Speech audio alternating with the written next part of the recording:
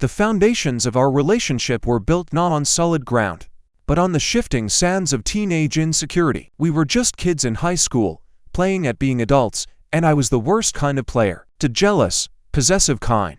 My love wasn't a shelter, it was a cage. I see that now, with the painful clarity of a decade's worth of reflection. Every hobby she picked up, every friend she made outside our orbit, felt like a threat to my fragile ego. I mistook control for affection, and suffocation for passion. A lot of the toxicity was mine to own. Her foray into modeling was the spark that lit the fuse. It wasn't just a hobby, it was a world that explicitly excluded me. She started working with a photographer who had a real reputation in our area, a man with a studio, not just a camera phone. The thought of her in that environment, under those lights, with him behind the lens, curdled something inside me. We had our first truly seismic argument over it, my voice tight with accusation, her straining with the frustration I was too self-absorbed to understand. The resolution was a cold, unspoken truce. She would continue, and I would seethe in silence, pretending to be the magnanimous boyfriend. My delusions, however, began to feel like premonitions. The first crack appeared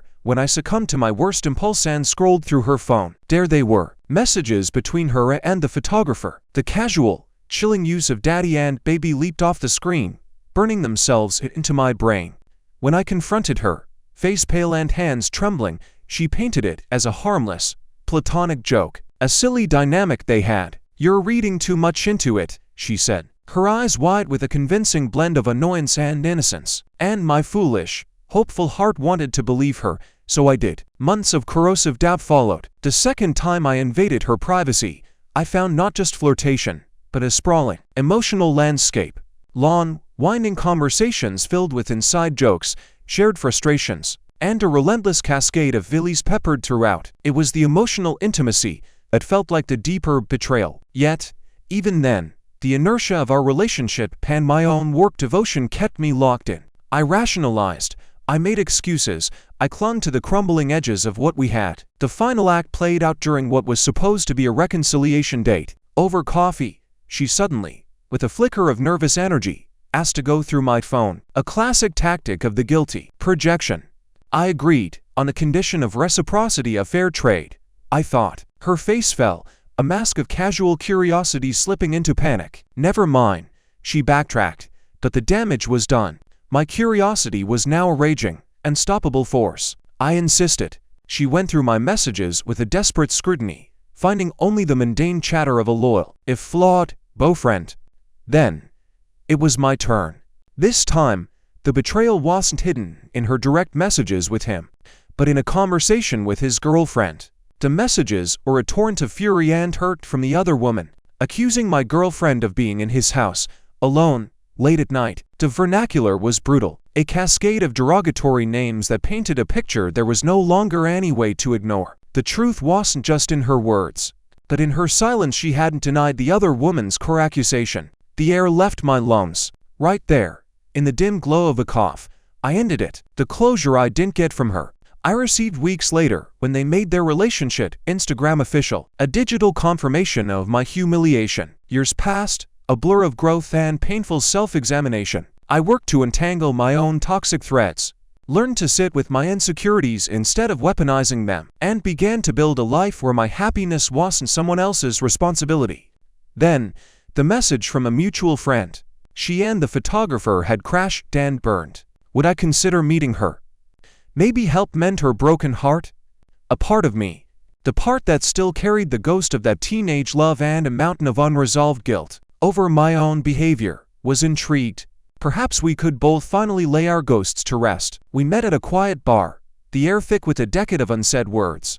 She was familiar yet different, the same smile but with older eyes that had seen their own pain. We talked about surface things, then deeper currents, and one drink led to another. And the familiar, gravitational pull of our history did the rest. We ended up at her place. In the vulnerable quiet after, she traced a pattern on the sheets and said, "I've always hated how we ended. It was such a waste." I nodded, murmuring agreement, while a scream echoed in the silent chambers of my mind.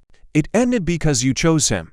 It ended because you lied to my face." What followed was a strange, week-long limbo. We became ghosts of our former relationship, meeting, talking, and invariably finding our way to bed. It was intimacy without commitment.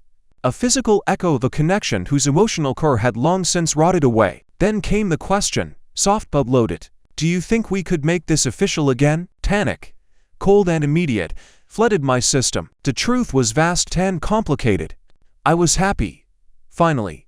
I cherished my solitude, my time with family, the peace of a life focused on my own priorities. I had grown. She seemed strikingly, uncomfortably the same, just in a more mature wrapper. I knew, with absolute certainty, that I did not want to rebuild a life with her.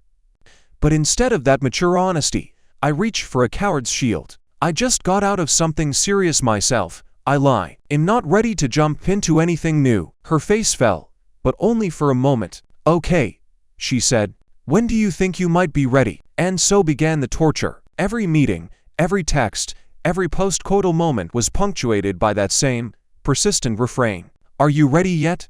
It was the emotional equivalent of water torture, a constant, dripping interrogation that eroded my patience and my conscience. It felt exactly like being trapped on an endless car ride with a child relentlessly asking, "Are we there yet?"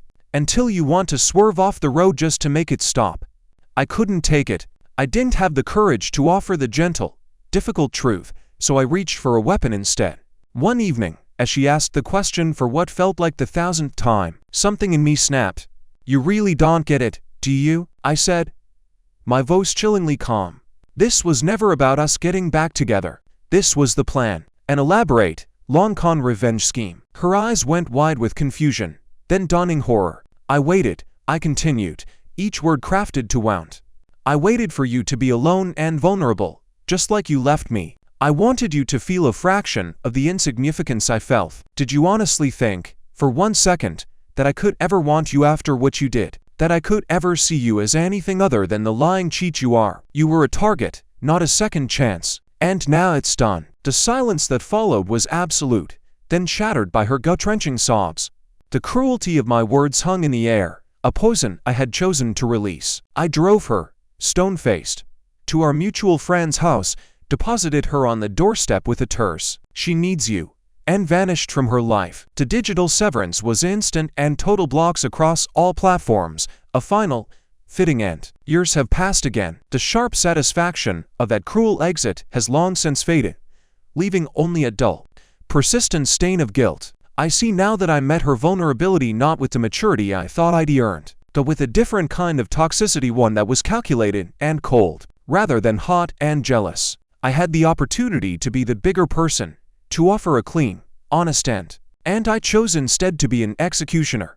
She was hurt and seeking solace in a familiar harbor, and I deliberately lured her onto the rocks. The truth I wish I could whisper to her through the years is this: I had forgiven you. Even back then, I understood that my own behavior created a climate where deceit could flourish. I was genuinely willing to try, for a moment, to see if we could find peace. But I grew, and in that growth, I simply outgrew us. I was a coward, not an avenger. My revenge wasn't for the heart you broke years ago, but for the uncomfortable pressure you applied in the present, and for that, I'm deeply and enduringly sorry. But that message will never be sent. She built a wall, and I respect its presence. The mutual friend is a bridge permanently burned in that regard. So, I am left with this quiet, unshared remorse, a final, lingering lesson from a relationship that, from its tumultuous beginning to its brutal end, taught me more about the person I never want to be again. The guilt is my penance, and I carry it, knowing that sometimes, the wounds we most regret are the ones we inflict long after our own have healed.